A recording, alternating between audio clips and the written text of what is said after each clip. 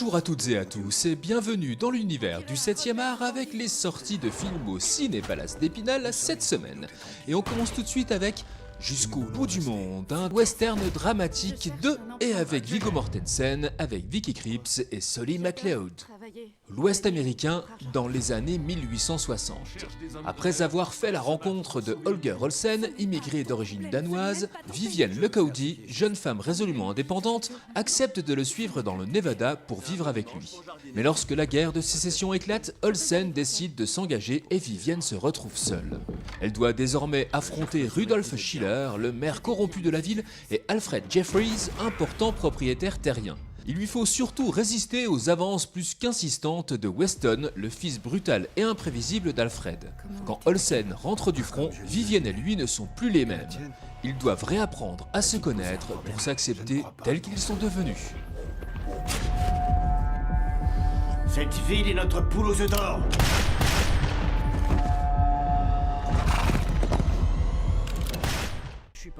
The Fall Guy, une comédie d'action de David Leitch avec Ryan Gosling, Emily Blunt et Aaron Taylor Johnson. C'est l'histoire d'un cascadeur et comme tous les cascadeurs, il se fait tirer dessus, exploser, écraser, jeté par les fenêtres et tombe toujours de plus en plus haut pour le grand plaisir du public.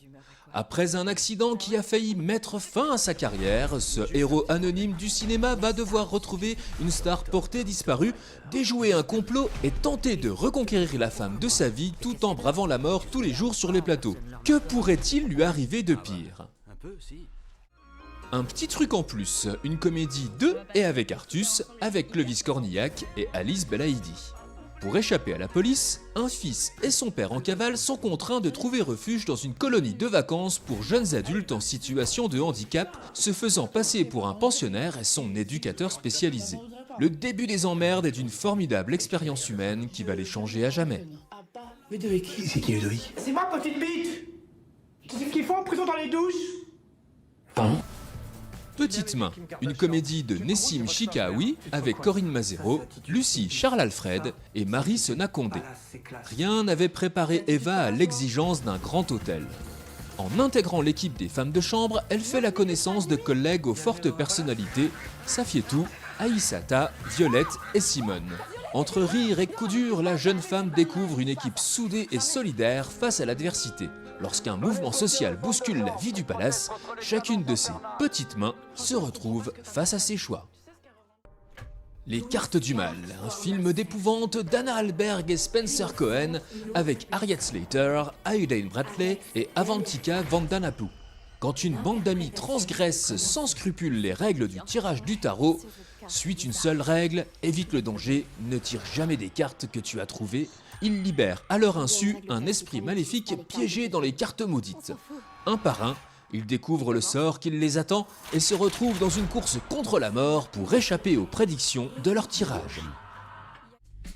Drive Away Dolls, un thriller d'Ethan Cohen avec Margaret Qualley, Géraldine Viswanathan et Beini Feldstein. Jamie, une jeune femme libre d'esprit essuyant une énième rupture amoureuse, et Marianne, son amie pudique et réservée qui souffre de frustration généralisée, sont en quête d'une bouffée d'air frais. Elles se lancent dans un road trip en direction de Tallahassee, mais leur périple va vite se compliquer lorsqu'elles croisent la route d'une bande de truands. Quelques jours de plus, une comédie dramatique de Julie Navarro avec Camille Cotin, Benjamin Biolay et Amrullah Safi. Arthur Berthier, critique rock relégué aux informations générales après avoir saccagé une chambre d'hôtel, découvre que le journalisme est un sport de combat. Envoyé à l'hôpital par un CRS en couvrant l'évacuation d'un camp de migrants, il tombe sous le charme de Mathilde, la responsable de l'association Solidarité Exilée, et accepte pour quelques jours, croit-il, d'héberger Daoud, un jeune Afghan. L'homme aux 1000 visages, un documentaire de Sonia Kronlund. Il s'appelle Alexandre, Ricardo ou Daniel. Il se dit chirurgien ou ingénieur, argentin ou brésilien.